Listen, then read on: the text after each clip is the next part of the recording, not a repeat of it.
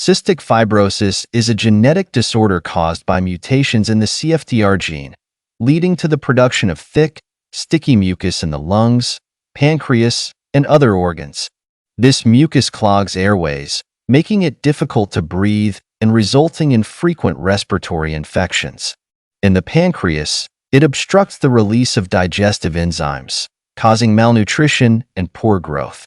Symptoms of cystic fibrosis include persistent coughing, frequent lung infections, wheezing, and difficulty gaining weight. It can also lead to complications such as diabetes and liver disease.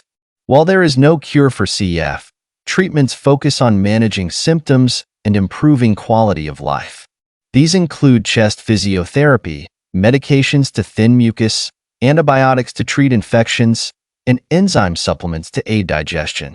With advances in medical care, the life expectancy of individuals with cystic fibrosis has significantly improved, allowing many to live into adulthood and lead active lives.